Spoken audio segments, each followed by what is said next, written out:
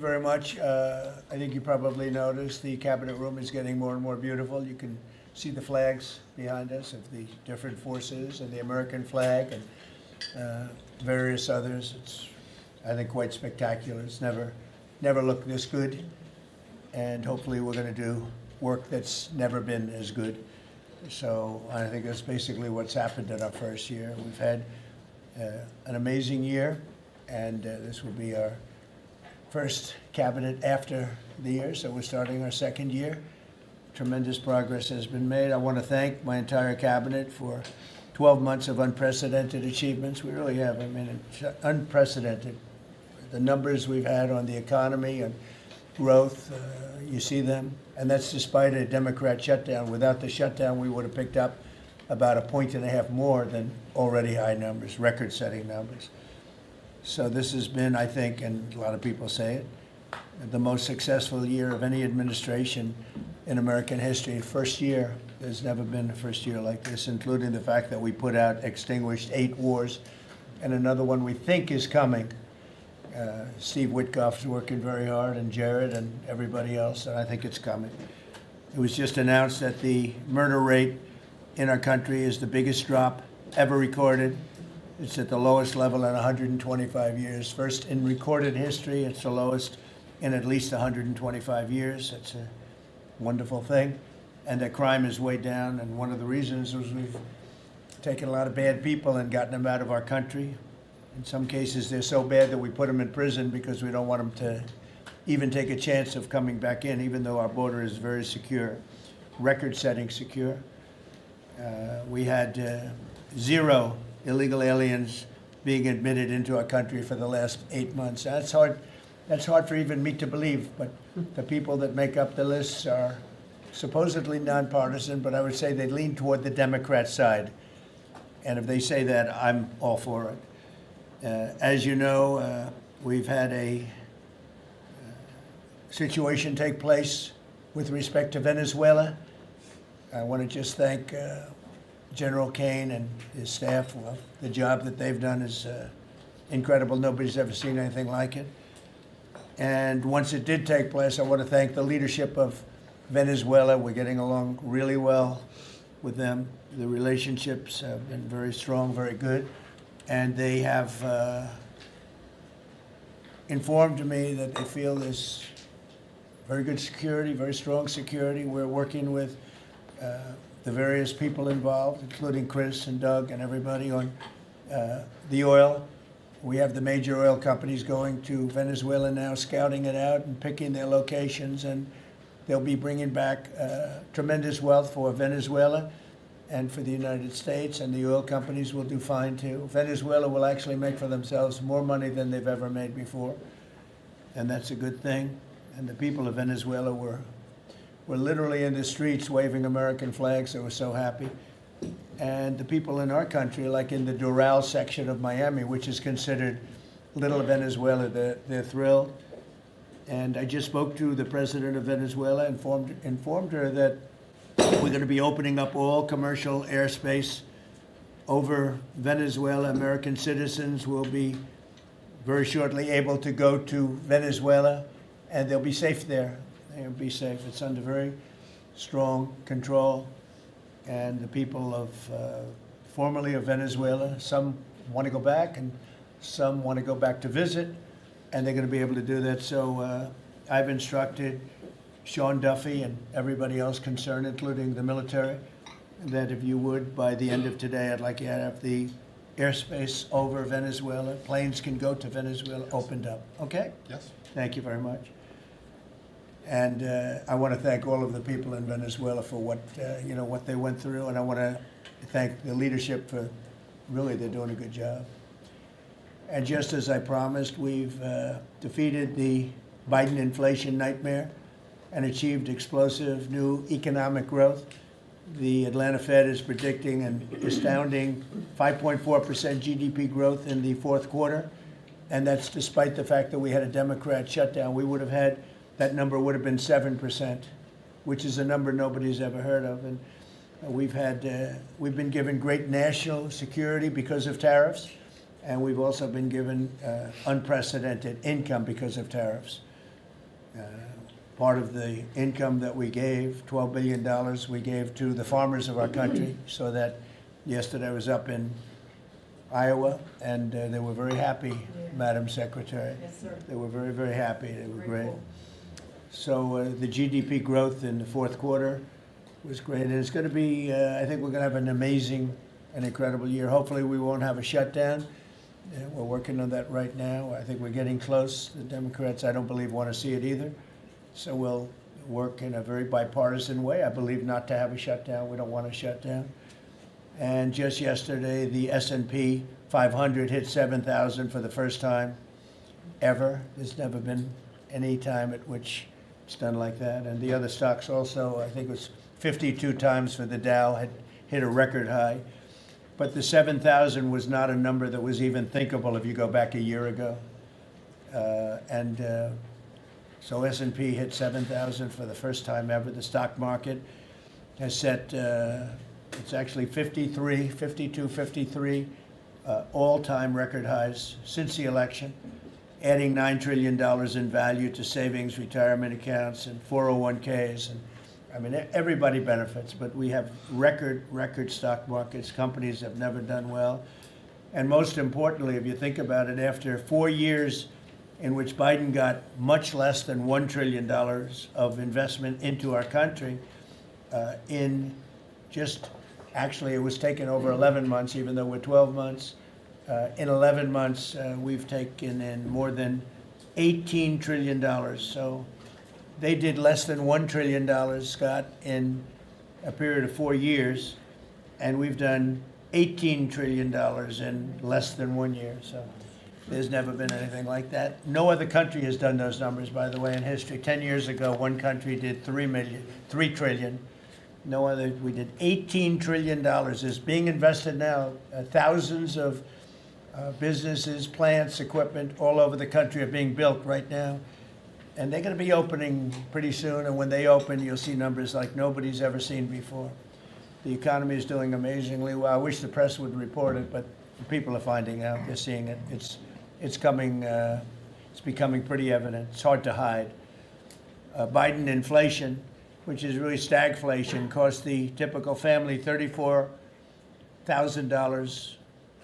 Think of that, $34,000. But after 1 year, growth in real incomes is outpacing inflation by more than $3,000 under Trump. So one cost $34,000 and one made $3,000. That's a big swing. Gasoline has plunged to, think of this, over $4 a gallon, depending on where you are. In California, it's $7, $8 a gallon. While I was in Iowa, and they had $1.85, because I had it at $1.99 a gallon. And I was corrected by two farmers that said, I just bought my gasoline for $1.85. So, Chris, you have to be doing something right, you and Doug, right? But I don't want to give you too much confidence. You got to keep it going. We're drilling, I think I can say we're drilling more than at any time ever in the history. We're taking out more energy out of our land, but specifically, if you look at oil and gas, we've never been anywhere even close. Is that a correct statement? That's correct. All-time records. Yeah, great. It's a great job. Well, it's supply and demand, so that's going down rapidly. And you know, when energy goes down, everything else goes down. They tried to do their thing. It was a disaster. Then they ran back very late to the Trump policy, but they didn't do the Trump policy. They cut leases. They did everything that they could do, but they lost it, and they were very high. And we're now less than $2 in many areas, $2.30 a gallon average. Grocery prices, airfares, hotels, car payments, and rent prices are coming down very fast. And you don't hear the word affordability issued by the Democrats anymore. Now they're going into other things because they're getting beaten badly on affordability. Remember that when I was elected, I came into office, I inherited a total mess, starting with eggs, which were 4 times higher than they were just a year before. And Brooke got them down very quickly before Easter. They said they wanted me to buy plastic eggs for the egg hunt, at the very famous egg hunt at the White House. Sir, would you buy plastic eggs? I would buy a lot, like 100,000 eggs. I said, we're not going to buy plastic eggs. And by the time we had the egg hunt a few months later, we had the prices down pretty good. And now they're really low. Now they're at a very low level. So we really have, you don't hear the word affordability because we inherited very high prices and we inherited the highest inflation in 48 years. I say the history of our country. I think it sounds almost the same. Actually, I think 48 years sounds actually worse for some reason. So I'll go with the 40 because the press corrected me. I said history and they said, it's not a history, it's 48 years. I said, I'll accept that. And we had the highest inflation in 48 years. We have now as you saw yesterday with the Fed, I'm not a fan of his, he said that inflation essentially is not a factor. It's really been pretty amazing. I just put out a statement about his statements. I won't repeat them here because they're too angry. And thanks to our tax cuts, millions of Americans will soon receive record-setting tax refunds. You're going to get a lot of tax refunds, with the average refund expected to be over $1,000 higher than it has been at any time. So we're going to be getting some pretty good refunds, a lot of people. If congressional Democrats had their way, Americans would right now be facing the largest tax hike ever. You know, their proposal was to raise taxes very substantially. And our proposal, which is in the great big beautiful New Deal, it's a New Deal in its own way. It's a Republican version of the New Deal. Right behind you is a nice picture of FDR. This is a much better deal than the FDR deal. But we have the great big beautiful bill, and it's given tremendous tax cuts and a lot of other things. People are now finding out how good it is, and it's just kicked in as of January 1st, by the way. So we're really starting to see it. Even though it's a month, we're really starting to see it. The U.S. economy would be cratering if they had won this election. Our country would be in very bad shape. Would be maybe not much of a country anymore. I don't think it would be a country anymore. They were doing everything wrong, but they were going to give you the largest tax hike in history, and we're giving you the largest tax cut in history in the great big beautiful bill. In addition, I think it's very good. I think it's very important. You have no tax on overtime, no tax on tips, and no tax on Social Security, but you also have, you're getting this is the first time this ever happened. If you buy a car, you go out and borrow money, you get an interest deduction. You take the interest rate, the interest that you're paying on the loan, you're able to deduct it for income tax purposes. So that's a first ever, and I think it's going to be great for everybody, including the car companies. I was in Detroit 3 weeks ago. I went to the Ford factory, spoke to the General Motors people. It's all the same. They're doing better than they've ever done. The factory I went to was like a World War I, earlier than World War I factory, opened up. One of the oldest buildings, but one of the biggest. And Ford was getting ready to close it a couple of years ago, and then they saw that I was doing well, and it looked like I would have a good chance of winning. And they kept it going, barely going. And last week they announced, during my visit, they announced that they're going to round the clock round-the-clock production. They never thought it was. I said, did you ever think? I spoke with Bill Ford and the president of Ford. They were both there, and they said, we can't even believe it. We were going to close this building 2 years ago, and now it's going round the clock. He said, we cannot. I mean, they said, we wish it was twice the size, but they're now building additional plants in the United States, as is everybody else. You have AI building, but the car companies, I love the car companies, and you have them, they're all coming back. They're coming back from Mexico, they're coming back from Canada, they're coming back from Japan, and they're coming back from Germany, all over Europe. They're coming back, they're building here because they want to avoid the tariffs. They don't want to pay the 15%, in some cases 25% tariff. Could be a lot higher than that if it wasn't working. So because of that, they're all coming back. One statistic yesterday that Scott told me is that for the first time ever, tell them about the steel and Japan, that we are now making more steel. Go ahead, please. So yesterday they reported for the first time in 26 years, the United States of America produced more steel than Japan. And that is entirely driven by your tariffs. Now think of that.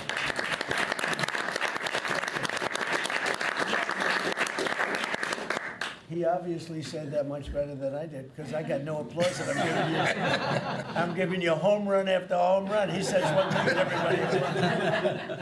I should have saved that one for myself. No, but think of it. First time, they read almost 30 years, but I guess it's what, 26, 27 years, that we are now producing more steel than Japan. Japan being a big steel producer.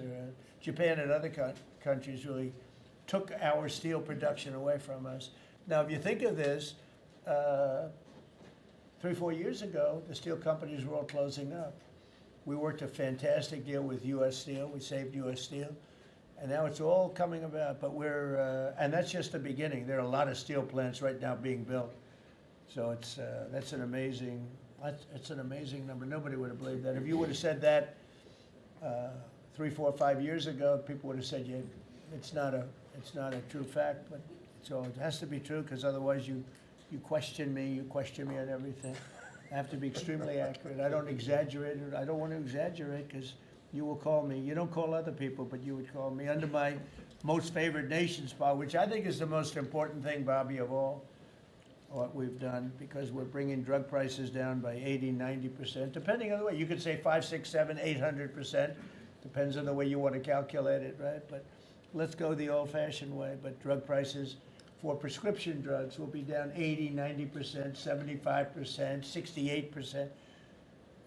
They've only gone up for years and years and years. They've only gone up, and now we're going to have essentially the most favored nation. We're going to have the most favored price in the whole world. Whatever the lowest price in the world is, that's what we're going to pay. And I don't want to go into a big deal, but nobody else could have gotten this but this administration. I'm being very nice when I say that. The cost of prescription drugs is coming down by a number that was never even thought of. This will have a huge impact on healthcare, by the way, because obviously drugs are a big part of healthcare, and it will help repair some of the Unaffordable Care Act's damage that they've done, because the Unaffordable Care Act, which is Obamacare, it's unaffordable. It's not affordable, and it's a disaster. And hopefully we will be paying money directly to the people instead of giving the insurance companies the money. They'll go into a healthcare savings account or whatever it is. But think of it, we pay the money, billions and billions, really trillions of dollars going to insurance companies. We want that money to go to the people. They buy their own health care. And it's so popular. The problem we have is the Democrats are owned by the insurance companies. They're literally owned lock, stock, and barrel by the insurance companies, and they hate it. But the people love it, including all Democrats. So I think we'll perhaps be successful with it. But it was an idea I had. You know, I read the papers, and I'm reading one of the stories about the insurance companies, how much money they're making, where they received, billions and billions of dollars for this stuff from the United States of America, and their stock has gone up by 1,400%. Think of it, 1,400. One went up 1,700%. Numbers went up. If you go up 1,000%, you're doing bad in that business, right? And it's all because of the money. Not all, but mostly because of the money the United States pays to the insurance companies. They say, this is big stuff. And I asked somebody, why don't we just pay the people directly? And they said, that's a good idea. You know, it's funny, it's a very complicated business, but actually it's not so complicated. And I went to Bobby and I went to Dr. Oz. I said, can I talk to you guys about this? Is this the kind of money the insurance companies get? Yes. Why don't we pay the people directly? And the primary answer was that the Democrats will never go along with it. But the people go along with it, because I put it out, it went viral. It went viral. Susie, I went all over the place. It became the biggest story. I just said it. And so I think we have a great situation if we could do it. But if you think most favored nation policy for drugs will bring your drug prices down at levels. So now if they're selling a pill for $10 in London and $130 in New York, the London price will go up to $20 and we'll go down to $20. So we'll go from 130 down to 20. And by the way, tariffs did it again, because the drug company said, we'll do it begrudgingly, but they were okay. But we'll do it, but no nation's going to approve it, because even if you raise the price by, like on a pill, $10 to $20, you're doubling the price of their prescription drugs. I said, no, they'll do it. And when I got them on the phone, I said, if you don't do it, we're going to charge you very substantial tariffs, more money than that's going to cost you. And they said, we'll do it. And before, I don't know that any other president even tried to do it. We can't find it. But if they did try, they wouldn't have gotten through the companies. They wouldn't have gotten through the company, and then they wouldn't have gotten through the country. I spoke with Macron. He was the first one. He was not at that time wearing sunglasses. And he said, no, Donald, I will not do this. I will not. I won't even consider, you're asking me to double the price. I said, you have no choice. You have to do it because you guys have been ripping us off. In other words, the whole world, we've been subsidizing the whole world on drug costs. That's why they were $10 and we'd be at 130. As an example, there were many examples. I could give you examples even worse. He said, no, I will not do that. And I said, yes, you will. 100% you'll do it. He said, no, I won't do that, Donald. You're asking me to double the cost of our prescription. We will not do that. I said, look, you've been ripping us off now for decades. We're not going to do it anymore. You can do it under Biden and Obama and other people. You're not going to do it under us. We won't do it. I said, well, if you don't do it, I'm going to charge you a 25% tariff on all of your wine, champagne, and everything else you sell into the United States. He said, like I said, I will do it. And that was the end of the conversation, right? That was the end of the conversation. So now we have favored nations that everybody said would be impossible to get. And I then had the same conversation with 15 other countries. Every one of them agreed. After a short conference, they all said no. And then within a matter of seconds, they said, we would be very happy to do that. Thank you for asking in such a nice way. And it's a great achievement. I think it's going to be one of the best achievements we've had in this country in a long time. So we're going to be knocking drug prices down at levels never seen before. I want to thank the drug companies because once they agreed, they really did. They felt it was very unfair. One of them told me it's actually a relief to agree because this has been just a rough thing for me, to justify it. Because they couldn't justify it. I said, how come in London I can buy something for $10 and in New York I have to pay $130? And they go, well, it's research and development. I said, yeah, but you have research and development from them. Made in the same factory, made in everything. This is where my friend, who's very successful, I told you, a seriously overweight person, he takes the fat pill or the fat shot. And he was in London and he said, costs $87 there, costs $1,300 in New York. What's going on? He called me up. And I knew that, but he put it in a very blunt way. I've known him a long time. He's a crude individual, but smart as hell, made a lot of money. But he just thought it was sort of ridiculous. He happened to be in London and he got the shot, Ozempic, I think, or one of them.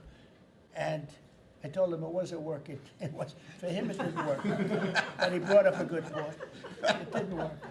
I told him, he knows who I'm talking about. He's going crazy. He begs me not to mention He's not talking about me, ladies and No, it's not our great vice president. No, but he begs me not to mention his name because he's become very famous without mentioning his name. And he is actually a very well-known business person. But he did make a point.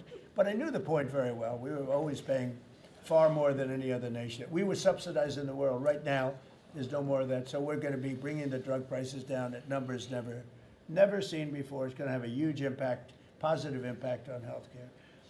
So with that, we are going to ask a couple of people to say a few words. We're not going to go through the whole table because the last time we had a press conference, it lasted for 3 hours.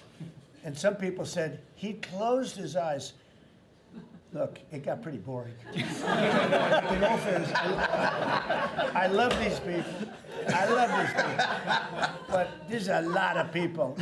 It was a little bit at the boring side. But I didn't sleep. I just closed them because I wanted to get the hell out of here. Some of them, I didn't sleep, by the way. I don't sleep much, let me tell you. But it's funny. Some of them got me in a blink. When you go like, and they took me as at the closed segment of my cycle. And they said he's sleeping. And besides that, Marco, between these two guys, if I was sleeping, they'd be waking me up very fast. They'd be knocking me, come on, you gotta wake up, boss. But no, we've had great meetings. Look, we're the most transparent presidency by far, and I love going around the room, but we're gonna pick a few people. I think I would like to ask Steve if he could just give us a brief description of how well we're doing in the Middle East, because we have peace in the Middle East now. There's a couple of little minor flames that we put out very easily. And very importantly, we got our last hostage back, which is incredible. Unfortunately, this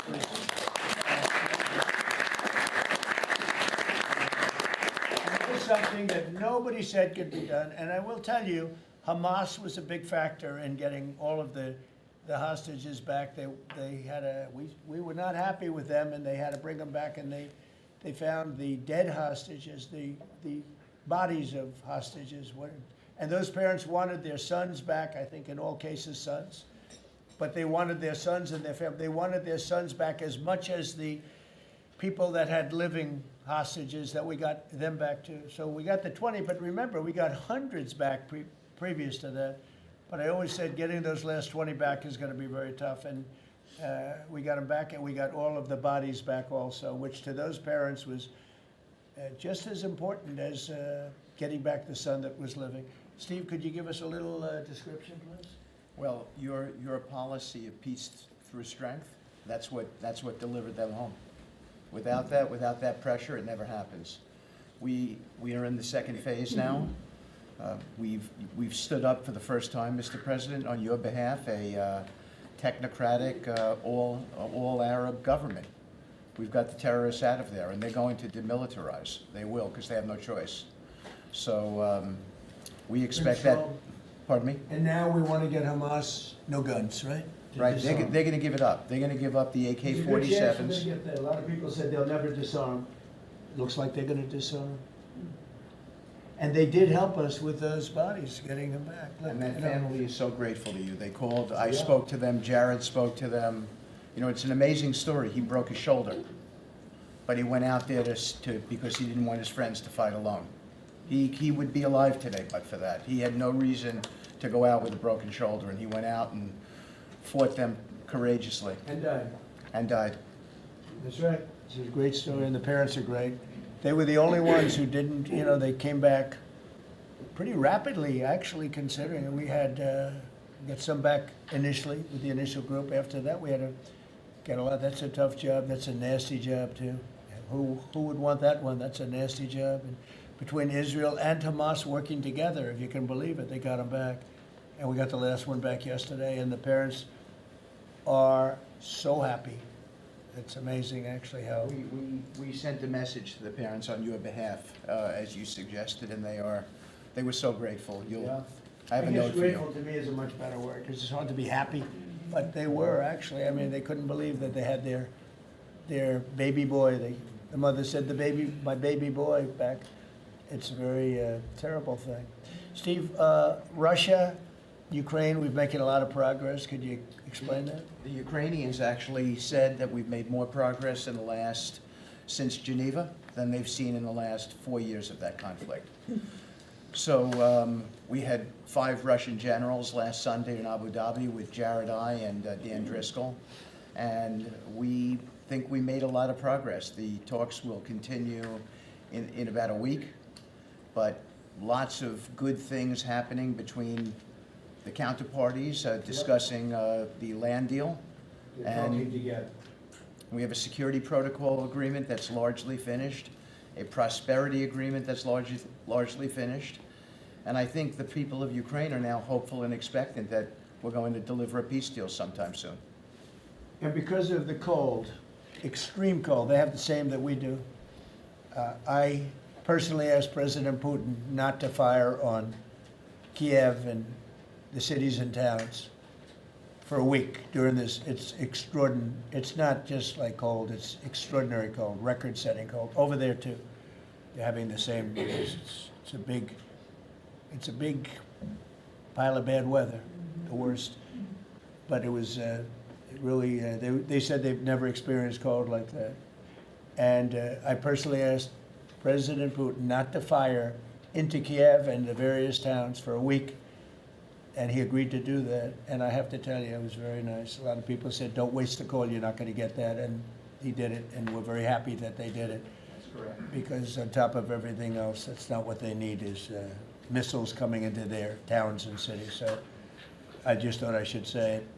I thought it was a very good thing. And Ukraine was, almost they didn't believe it, but they were very happy about it because they are struggling badly. I They're think struggling. it shows, Mr. President, how you provide an overarching sort of presence in these negotiations. The Ukrainians never thought it could happen. The Russians are doing things maybe that people wouldn't give them the credit for doing, and I think it always comes down to your indomitable spirit. Well, it was a good thing. You know, if you think it's cold over here, they say in Ukraine you can add another 20% to it. It was very cold place anyway, but this was, they see numbers that were so, they'd never seen numbers like that, cold numbers like that. So it was, I thought I should mention it. Could I ask Scott Bassett, we have so many things happening, could I ask you to maybe say a few words, please? Yes, sir. So the one big beautiful bill that was passed on July 4th last year, we're starting to see the effects kick in. You mentioned the great economy. One of the things in the one big beautiful bill, Mr. President, it was an honor to host you, and as you said, the best rapper in the world, Nicki Minaj, at yesterday's Trump Accounts Summit. She was great. We've now had 1 million people sign up for Trump accounts just this week. We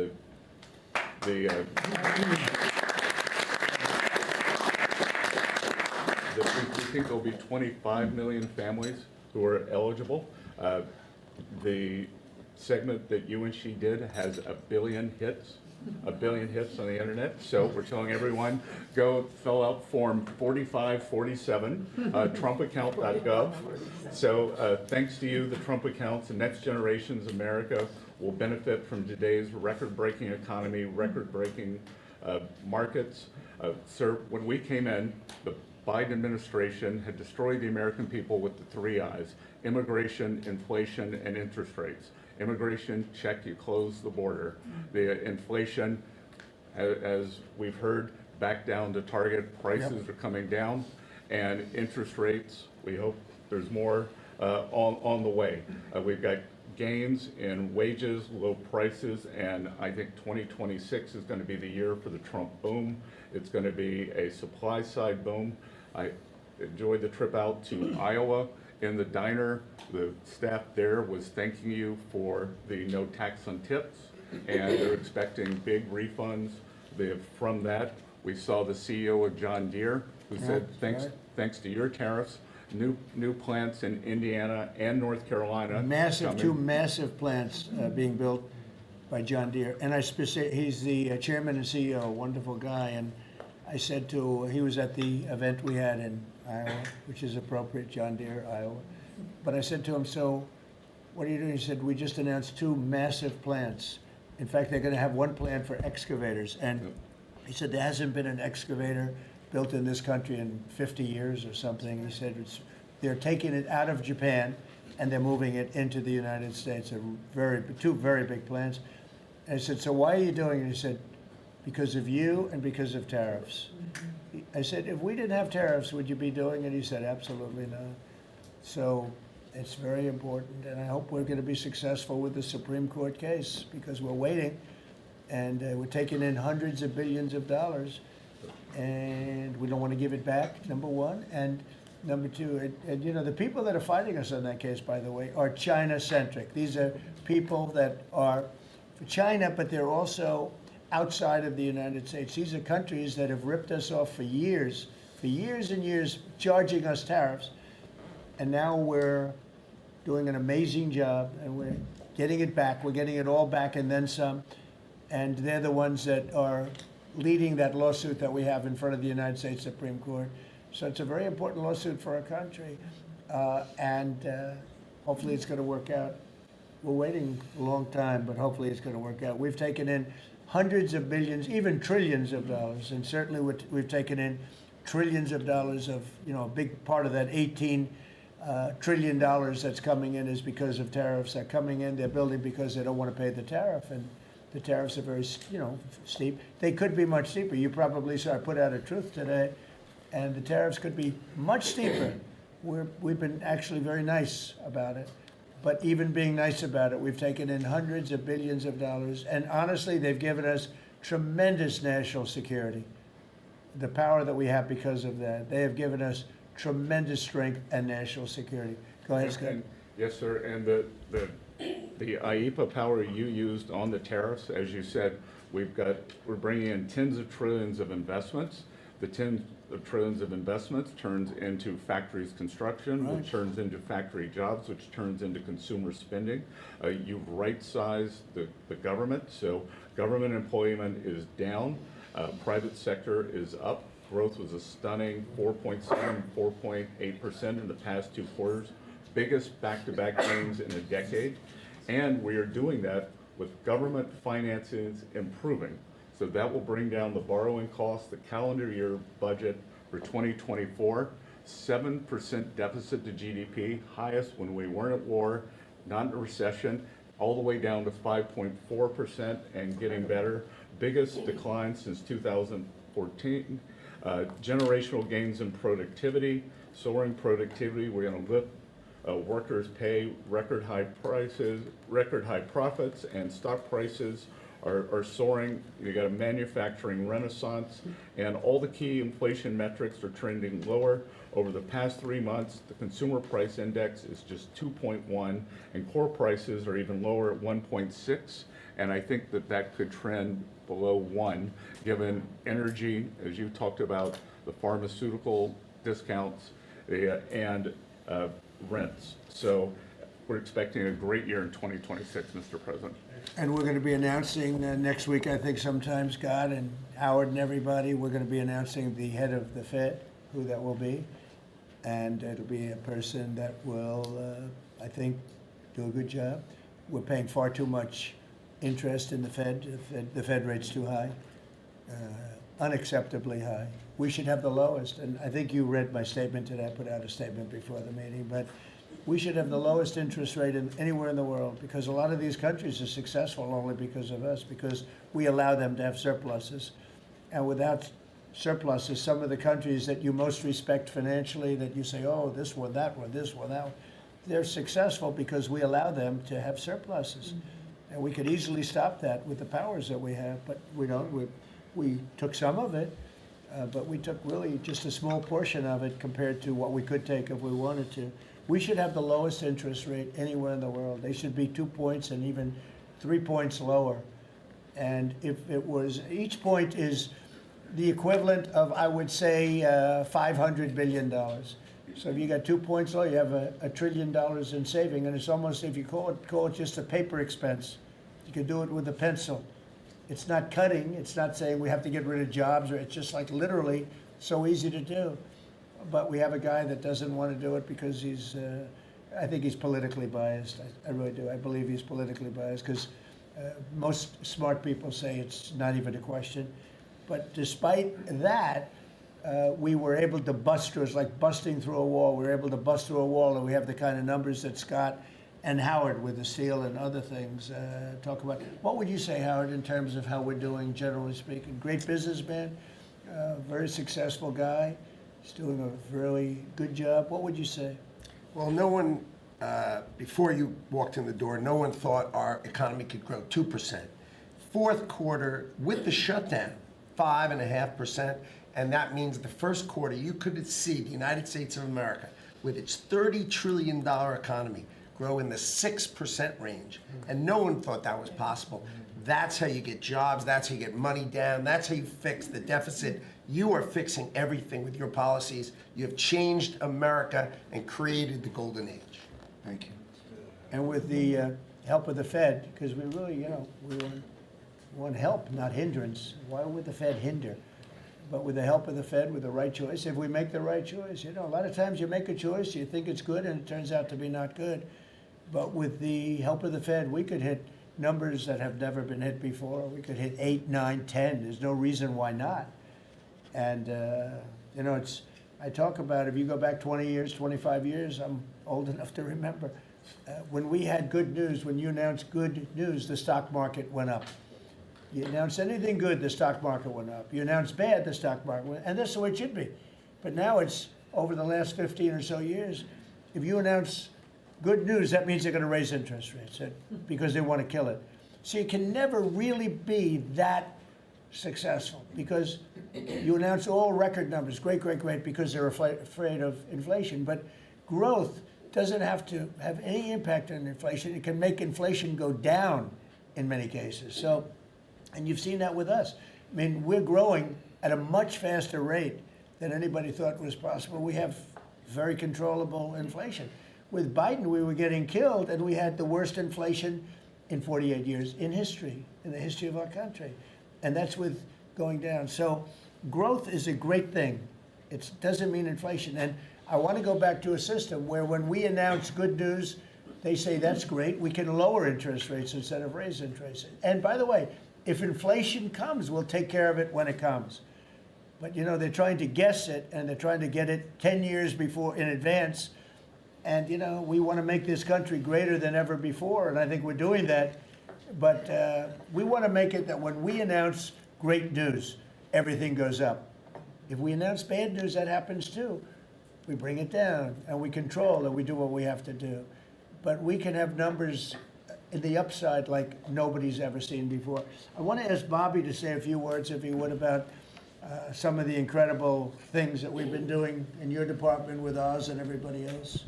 Mr. President, we're in the process of implementing your great healthcare bill, which is going to increase affordability, drive down costs, and increase the quality of healthcare for every American.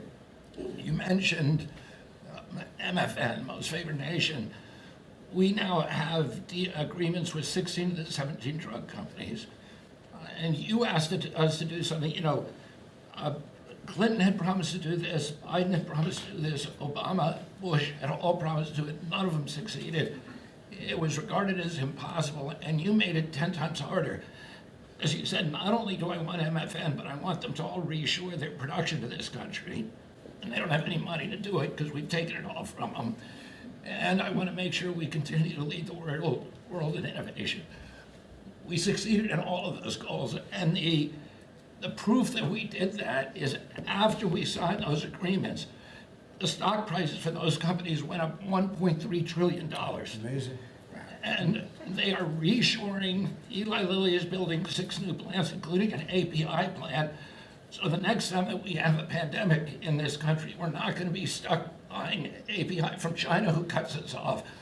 We're going to be able to make it right here. Novo Nordisk is building 4 new plants, and we are going to be releasing Trump RX so that every American can get the lowest prices in the developed world. In some cases, they're going to be lower than the lowest prices in the developed world, and that's going to be happening sometime probably in the next 10 days.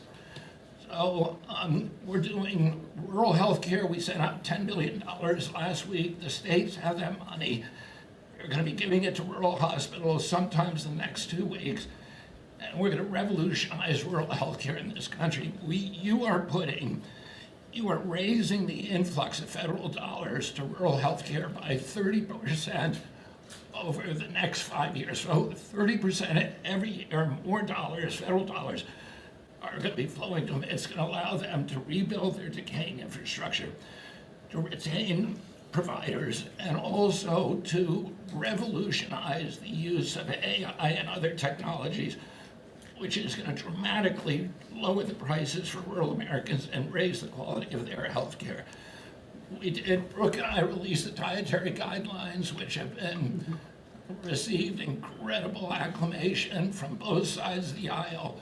We are going to change the food culture in this country. Brooke gives away $405 million a day to buy food for Americans in the WIC program, the Head Start program, SNAP, school lunches, the VA, and the military. They're now going to be getting real food for the first time. And Brooke came up with the ingenious idea of requiring every store in this country that accepts food stamps to double the amount of real food that they're selling. And this is going to drive change in the market. And it's going to lower the cost of meats, of proteins, of whole grains, of fruits and vegetables, so that every American will have in their reach an affordable meal that actually is real food. 70% of American kids now are, 70% of the diet of American kids is now ultra-processed foods. That's why we're spending $5 trillion in treating chronic disease in this country every year. We are attacking fraud. We have odds of finding hundreds of billions of dollars of Medicaid, Medicare fraud in states like Minnesota and California, and we are clawing back that money. We also accomplished something that every American has promised, which is prior authorization.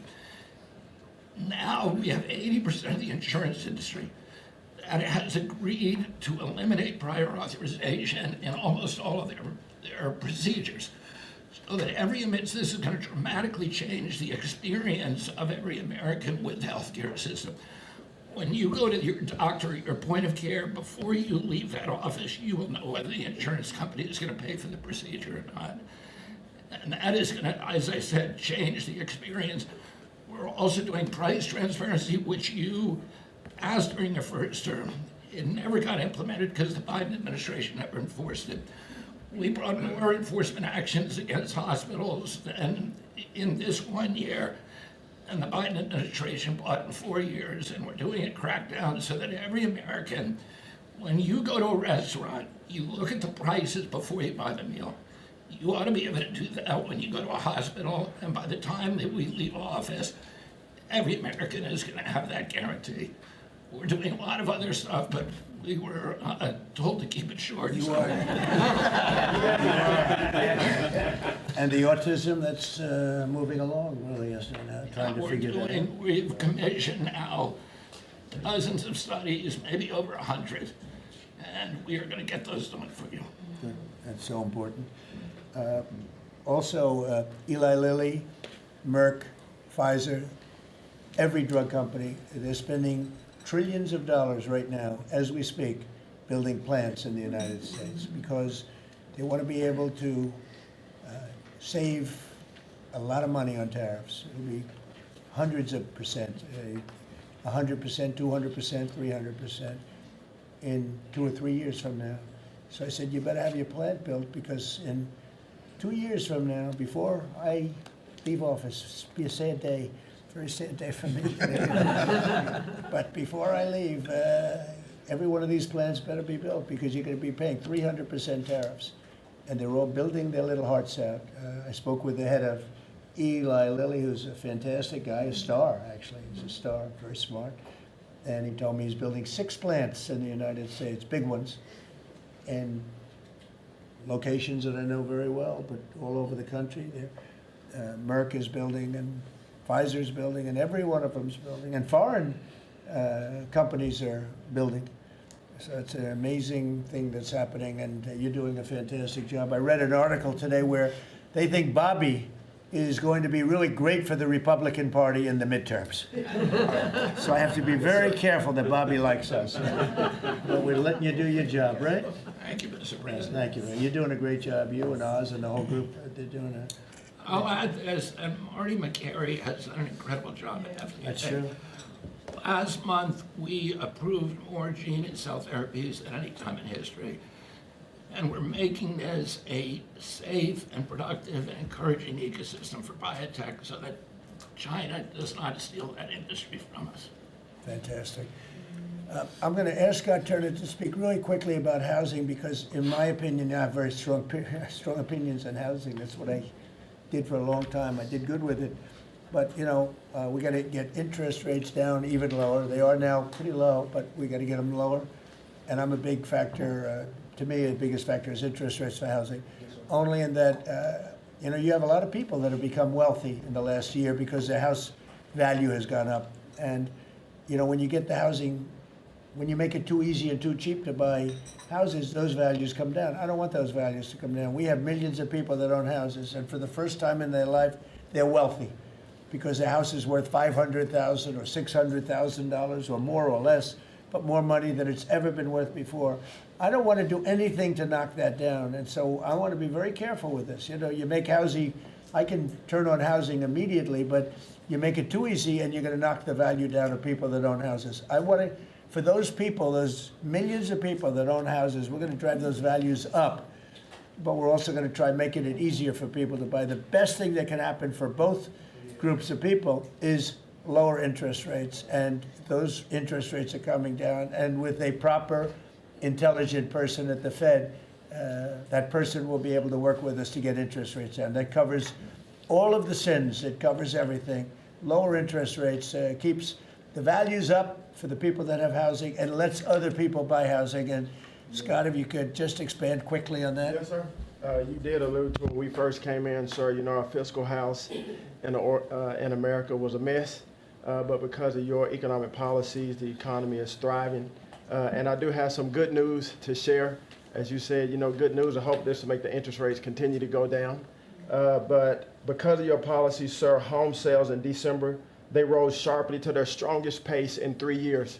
A lot of people, when we first came in particularly young people, were concerned and asking the question whether they would ever be able to afford to buy a house in America, which is the American dream. The 30-year fixed mortgage rate dipped to a multi-year lows, driving monthly payments down for the 2 years at the lowest levels. So more people can get a mortgage now. More families can be able to afford to get a home and achieve the American dream. At HUD last year, we helped and supported over 1 million people through FHA and Ginnie Mae to be able to buy a home. 500,000 of those were first-time home buyers, and hundreds of thousands of our veterans we supported. And so that's good news that millions of people in our country are now beginning to buy homes. We also, sir, saw that you are, and we're working with you, making bold action to ban institutional investors from buying single-family homes. Those homes are for the American people. So, sir, thank you for your leadership on that. Also working with Director Pulte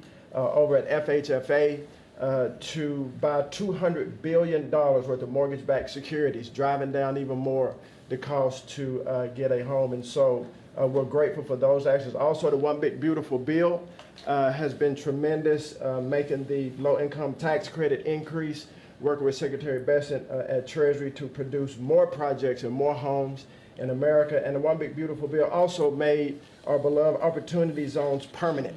And the media doesn't talk about opportunity zones very much, but I'll do it today because I know that they have been transformative in our country. Over 1 million people lifted out of poverty, sir, in opportunity zones, 300,000 new units of housing in opportunity zones, and a 3.4 increase in the value of houses. And that's by the way, we have to give him credit. Senator, he's a great guy. Tim Scott came to see me, first administration, first term, and he had this idea for opportunity zones. And he gave me the idea, we did it, we implemented it. It's one of the most successful programs in the history of our country, and nobody talks about it. The press doesn't talk about it, but I want to just tell you, Tim Scott, Senator, South Carolina, did a great job, right? Did a wonderful job, yes, sir. Did a good job, he's a good man. Yes, sir. And so those have been made permanent now. Will help millions of Americans to be able to afford to buy homes. Also, the One Big Beautiful Bill has been allowing HUD to make sure, working with Department of Homeland Security, that every person that lives in HUD-funded housing is an American citizen. A blind eye has been turned prior to us being here to people living in HUD-funded housing, but no more. We're going to take account and transparency to make sure. And sir, there's a lot of crime that goes on in public housing, but we're coming after the criminals and making sure that everybody in there is an American citizen. So thank you for your support.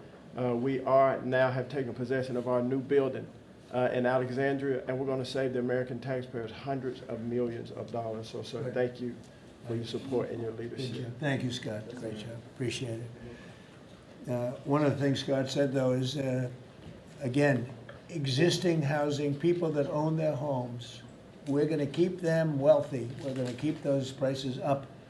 We're not going to destroy the value of their homes so that somebody that didn't work very hard can buy a home. We're going to make it easier to buy. We're going to get interest rates down. But I want to protect the people that for the first time in their lives feel good about themselves. They feel like they've, that they're wealthy people. And I want them to understand it. There's so much talk about, we're going to drive housing prices down. I don't want to drive housing prices down. I want to drive housing prices up for people that own their homes.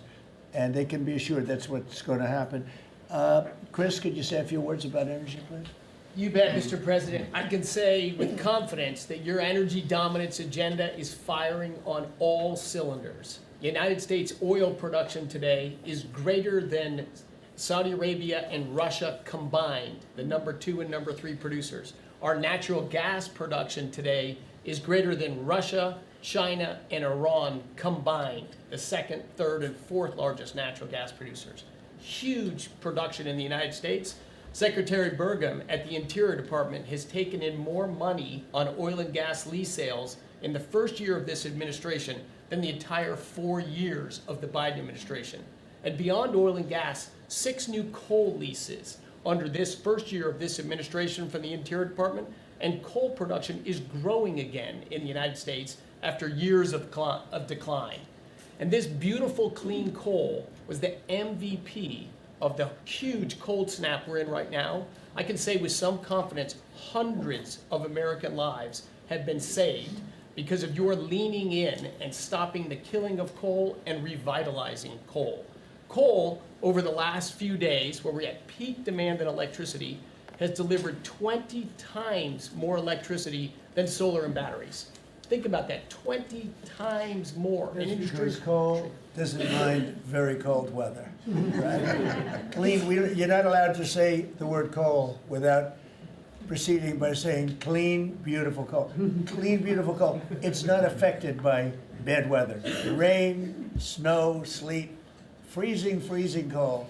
How does it react under freezing cold weather? It steps up and delivers big time. In fact, what coal did during this storm was deliver massively more electricity than it was delivering a month ago.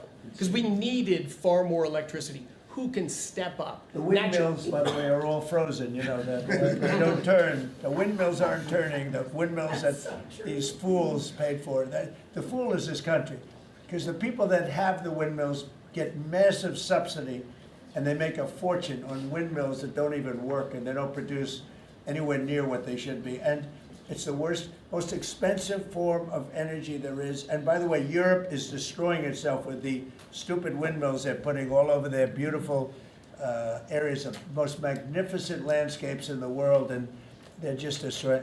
Europe, better get smart. Between immigration and energy, they're destroying. It's not recognizable. They've got to smarten up before it's too late. Please go ahead. Yeah, in New England, with somewhat European energy policies, at peak demand time, very cold in New England, wind, solar, and batteries that you were just speaking of delivered less than 3% of the electricity needed at peak demand time, and that's when it matters. Because if electricity goes out when it's very cold, people die. Over 200 people died in a smaller cold snap during the Biden administration. This was massively larger geographically. We've had no failure of the electricity grid, no failure of long-distance transmission lines. Local distribution lines have iced up and come down, and we have people from all over the country working to get those back up because people need their lights back on.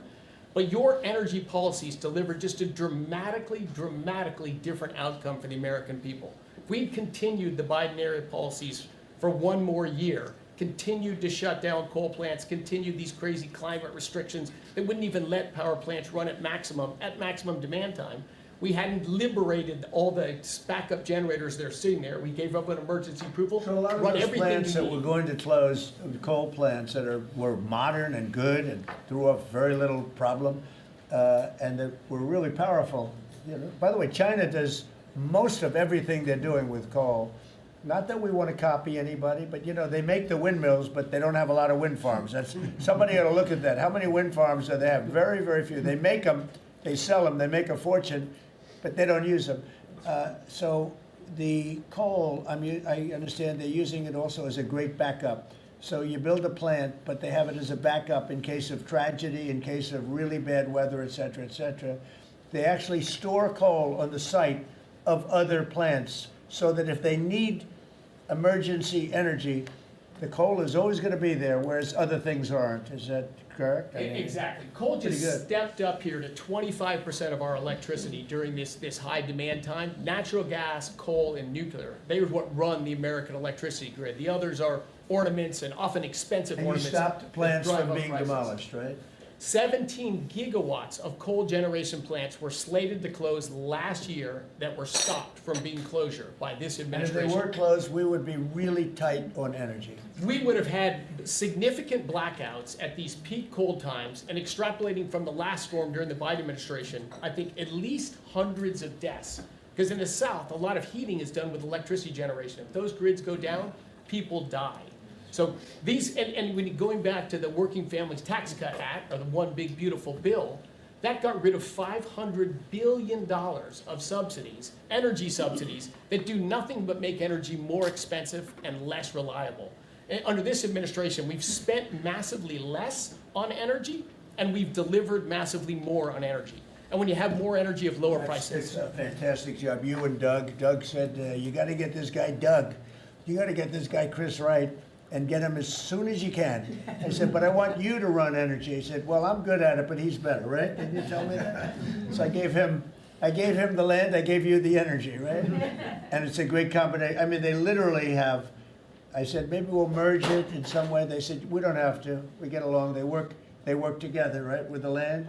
He's got the land and the energy. He's got the knowledge to take it out. It's been a good combination. This administration, the whole administration, and your leadership has been very focused on energy, because we can push down energy prices, we can lower costs on Americans, and we can raise wages by bringing jobs and opportunities here. It is a transformation of American energy. Thanks for your leadership. He's one of the most respected people in the energy world. And Doug told me about Chris Wright. They said, if you could get him, what he gave up to do this job, you make it a little less money, but that's all right. You don't care. What you're doing is fantastic. But he said he's the best in the world. Other people have told me that. The heads of the biggest companies have told me that. And it's really panning out to be so. We appreciate it very much. It's great. One of the things we're doing with energy, I think that's so important. We have an old grid, been around a long time, and not really, can't be much expanded. It can be fixed up a little bit, but can't be much expanded.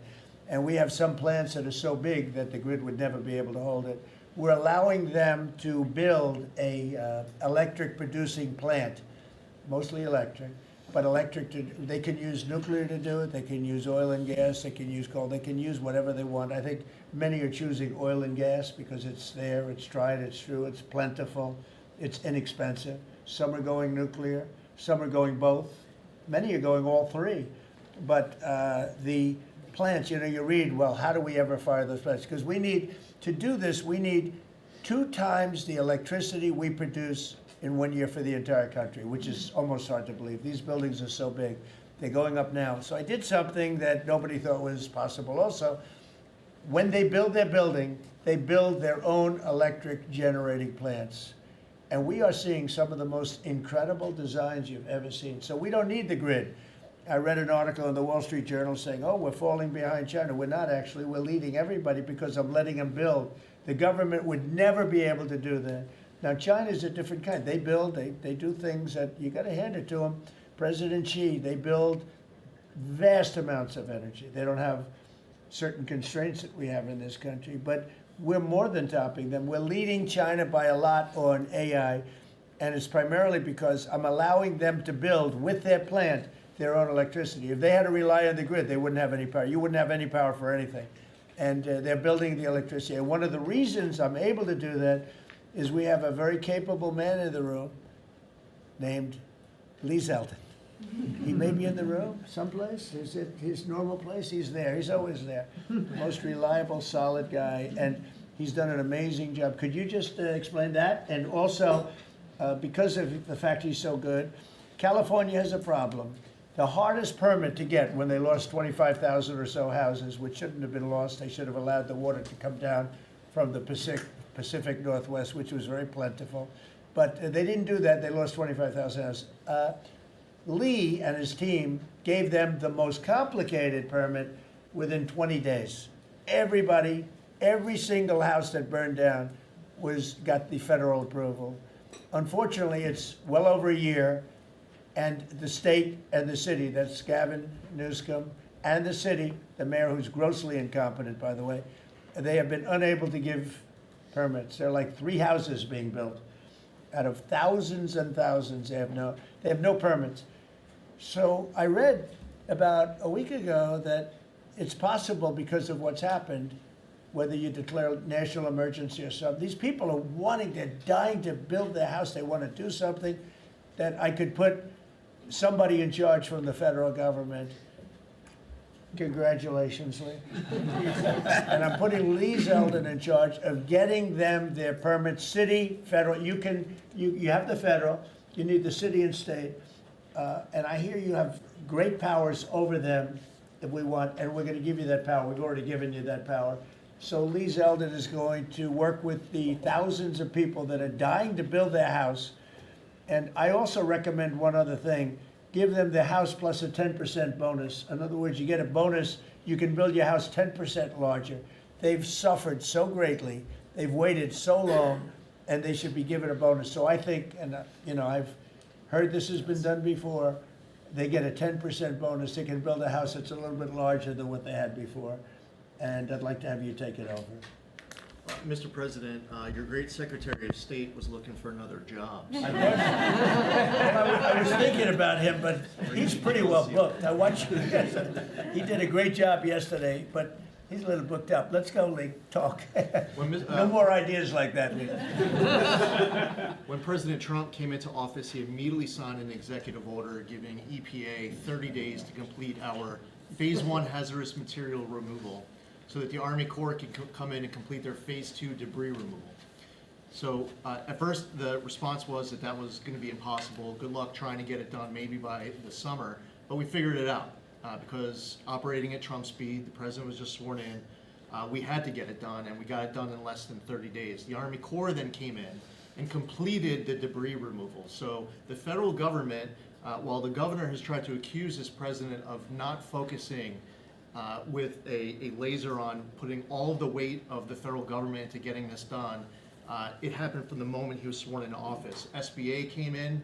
I think it was about half of the disaster loan money, billions of dollars from last year went towards these residents and businesses. So the full weight of this government.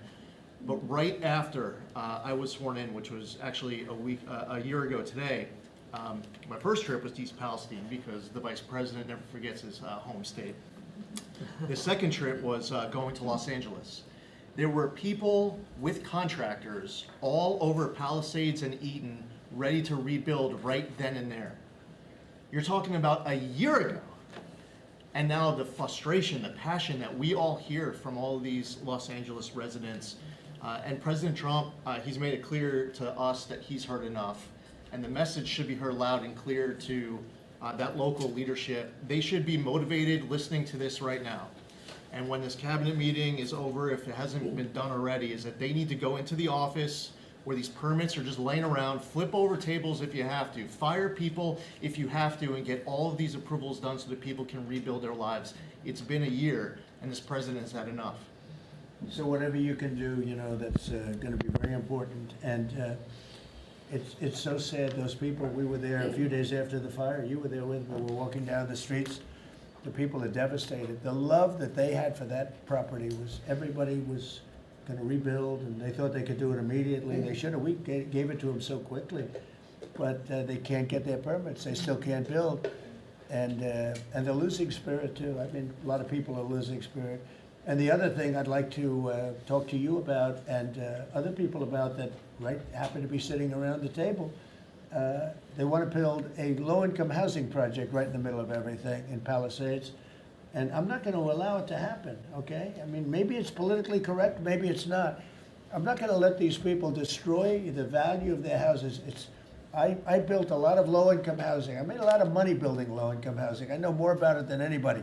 We're not going to allow this guy to build a low-income housing project on top of everything else in the middle of that mess that was created by the fact that they didn't allow water to come down from the Pacific Northwest, okay?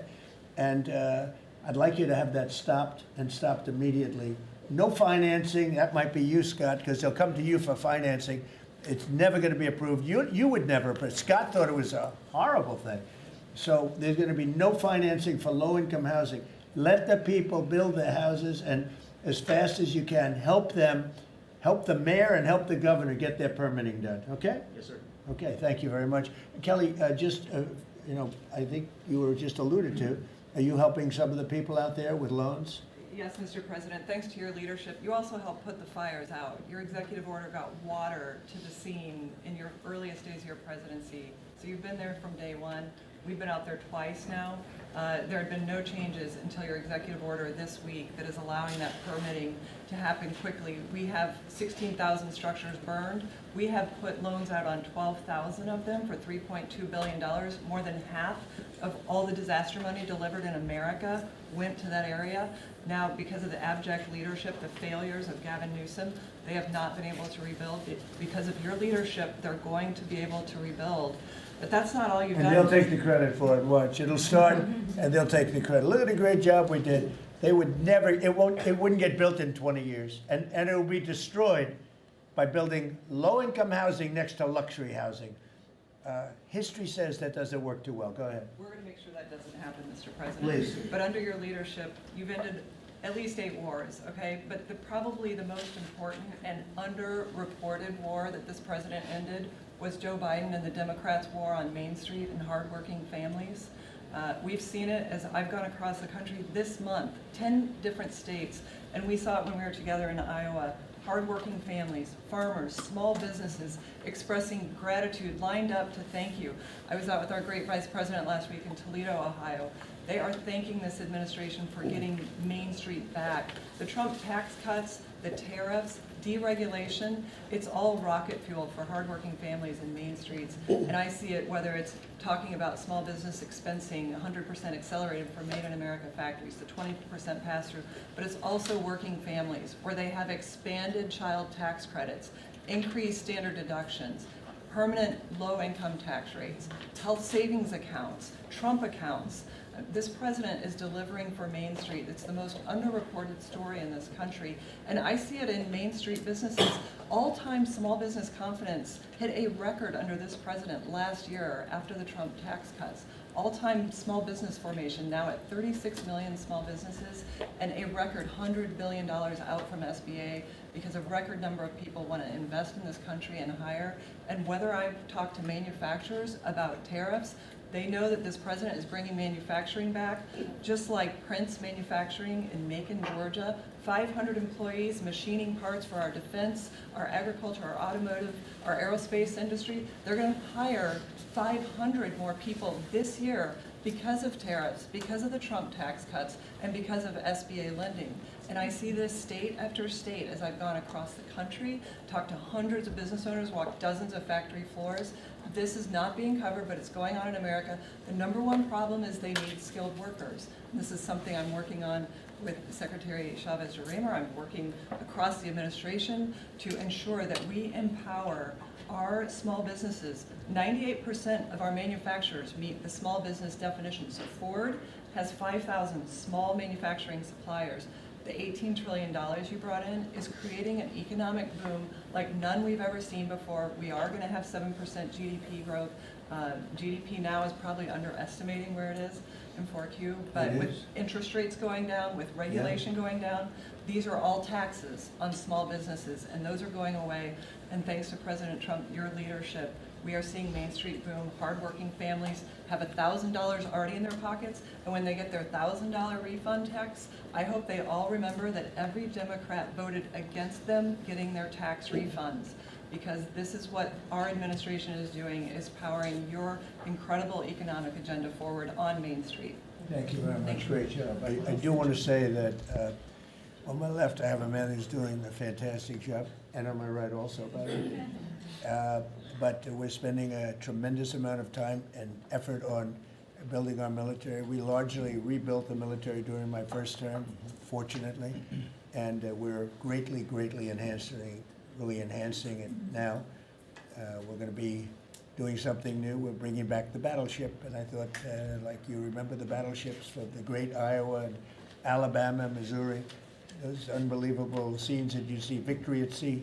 You'd see these incredible ships, and I thought they were powerful, but the battleships that we're building are going to be 100 times more powerful than those beautiful works of art. I mean, they were magnificent, all steel. We have the steel now, and we're going to be doing that as an enhancement. But our military is very strong. You may want to say something about the large fleet of ships that's heading over to the Middle East? Well, Mr. President, you had to, like so many other cabinet members have referenced, rebuild the perception of America. And at the Department of War, that meant reestablishing deterrence. What happened in Afghanistan, what happened in Ukraine, a war that never would have occurred, what happened on October 7th in Israel, never would have happened under President Trump. So as a result, we're having to rebuild how our enemies perceive us. And when President Trump said, we're not getting a nuclear, Iran, you won't have a nuclear bomb, he meant it. And we sent those B-2s halfway around the world, and they never noticed. When he said, we're not going to tolerate trafficking drugs anymore in our hemisphere, we treat them like the Al-Qaeda of the Western Hemisphere, he meant it, and we're executing that. When you said, Mr. President, we're securing the border, the military was proud to do their part alongside Homeland Security to do that. Same thing with Iran right now, ensuring that they have all the options to make a deal. They should not pursue nuclear capabilities. We will be prepared to deliver whatever this president expects of the War Department, just like we did this month. No other military in the world could have executed the most sophisticated, powerful raid, not just in American history, I would say in world history. What those men did going downtown, another country, the most secure place in the most secure base in the middle of the night, without anybody knowing until those simultaneous bombs dropped 3 minutes before the helicopters dropped. No other country could coordinate that. No other president would have been willing to empower those warriors that way to be that effective. And that sends a message to every capital around the world that when President Trump speaks, he means business, and we are reestablishing deterrence at the War Department, Mr. President. Thank you. Great job you're doing. Just to finish up on that, the Somalian pirates over the years have pirated, stolen many ships. They would get large amounts of money for the ship. You know, you have $1 billion ship, and the insurance companies didn't want to fight because, you know, some of those ships are very flammable. They're carrying millions of barrels of oil. Very flammable, very dangerous situation if they're shot at. So they wouldn't fight. We notified them a number of months ago. Anybody that does that gets the same treatment as a drug dealer sending their drugs in from Venezuela or anybody else. As you know, it's 97% down by water. So the drugs coming in by sea or by water is down 97%. Now we're also starting, that was the more difficult route. Now we're starting to do that by land also. It will be, you'll see that happen as they come in and kill our people with drugs. I think the real number is 300,000 people a year, not 100, but whatever it is, it's a lot of people, hundreds of thousands of people. They're going to get hit. But also we added to the list the Somalian pirates that go out on a boat, similar type boat, actually not quite as fast, not quite as nice as you can imagine, but they get the same missile that we give to the people that are bringing drugs. And so far, we haven't seen anybody going out. So the traffic is not being interfered with by people pirating our ships. Not our ships, ships all over the world. I said, make it for any country. We're doing the rest of the world a favor. It's a very effective favor, but we see very little pirating nowadays. You used to have ships being taken every single, like 2 or 3 a week, these massive ships that be brought in to some place in Somalia, which I don't even know is it a country. We have Ilhan Omar left, and then she gives us lectures on the Constitution of the United States. These people are, what they've done to rip off our country is terrible, but the pirating has essentially stopped. They know that if anybody even makes a move toward a ship, they get the ultimate treatment. They will go to wherever they want to go, but it's probably not going to be to heaven.